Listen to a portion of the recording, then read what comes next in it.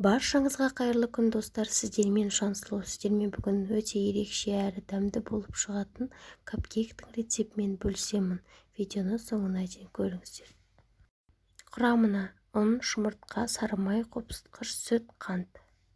Ең алдымен ыдысымызға жұмыртқамызды және қантымызды салып, винчиктің көмегімен жақсылап араластырып аламыз. Көпіргенше араластырамыз. Міне жақсылап араластырып, үстіне сары майымызды қосып, оны да жақсылап араластырып аламыз.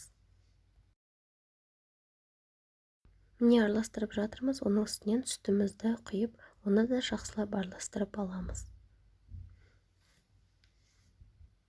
Енді біз қопсытқышымызды салып, оны да жақсылап біркелкі араласқанша араластырып аламыз.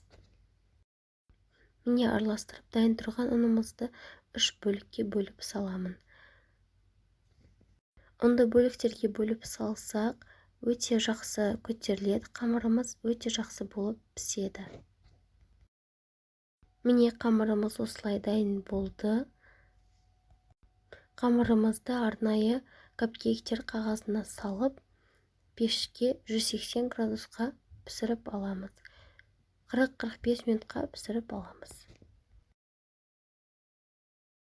Міне капкейктеріміз дайын болды. Енді ол толықтай суығанша біз кремін дайындаймыз. Кремге алдын ала мен творожный сырымды және сахарный пудрамды салып дайындап алдым.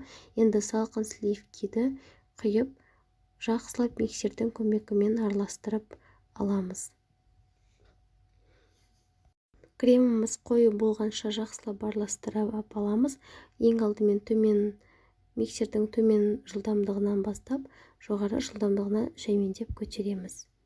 Міне менде кремім дайын болды. Барлық заттарды описаниеда қалдырамын.